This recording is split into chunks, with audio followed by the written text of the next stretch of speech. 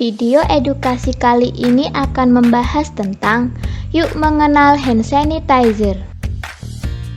Penggunaan hand sanitizer merupakan salah satu upaya pencegahan virus corona ketika kita sedang bepergian dan tidak memperoleh fasilitas CTPS atau cuci tangan pakai sabun.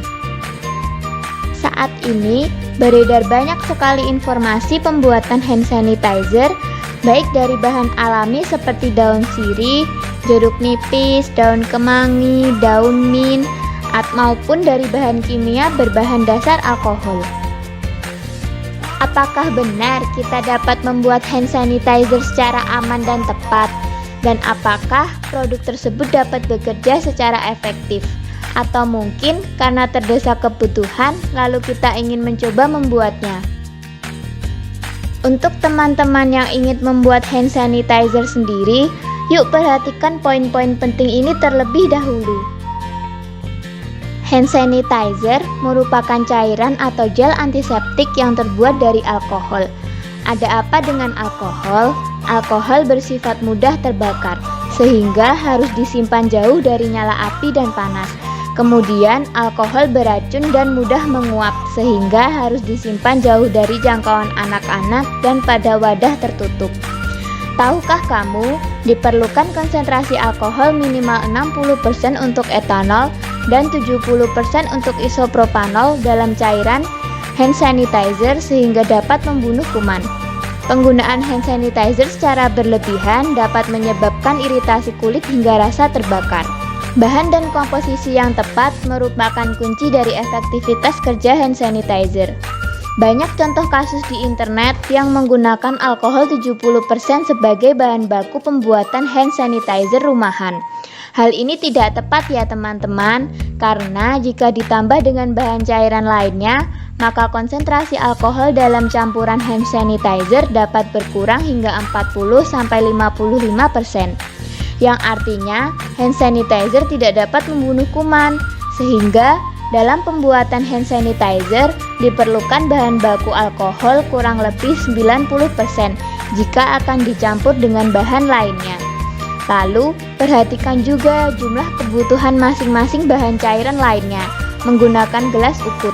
Jangan menggunakan takaran yang sembarangan ya teman-teman. Selain itu, penambahan bahan lain seperti pewangi juga perlu diteliti dan dipertimbangkan jumlah atau komposisi yang tepat terlebih dahulu. Penambahan bahan lain dapat membuat hand sanitizer menjadi lebih tidak tahan lama, dan menurut WHO, bahan-bahan ini juga mampu menjadi penyebab alergi bagi kulit.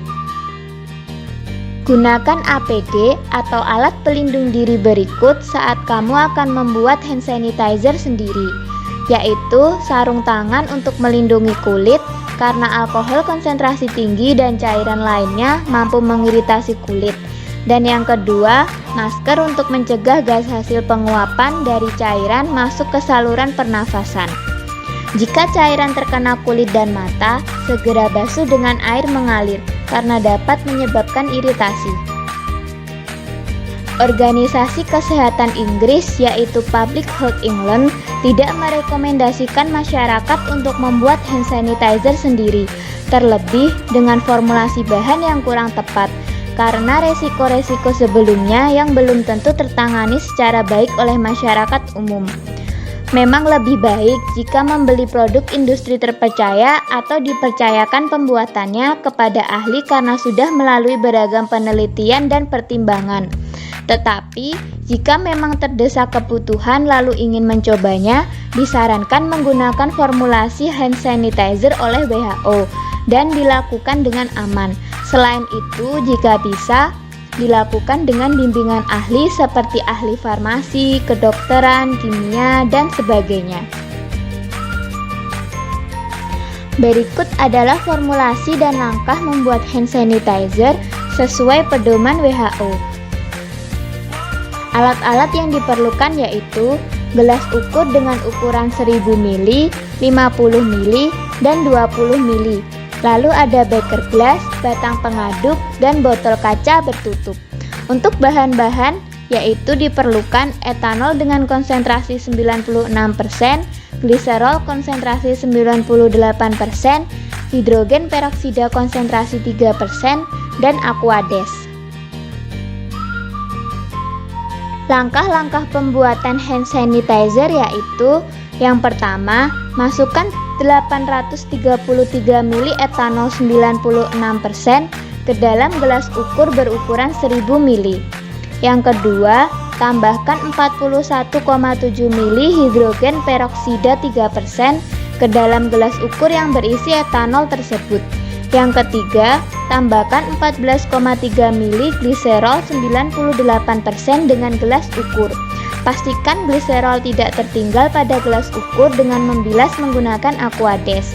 Keempat, tambahkan air hingga mencapai 1000 ml. Kelima, aduk hingga merata dengan batang pengaduk. Keenam, pindahkan campuran tersebut ke dalam botol bersih. Ketujuh, simpan wadah selama 72 jam untuk memastikan tidak ada organisme yang hidup. Lalu, hand sanitizer siap digunakan.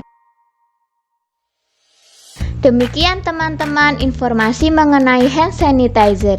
Selalu berhati-hatilah dalam menerima informasi ya. Waspada perlu, panik jangan. Tetap jaga kesehatan. Terima kasih sudah menyaksikan video edukasi kali ini. Semoga bermanfaat untuk teman-teman semua. Sampai jumpa.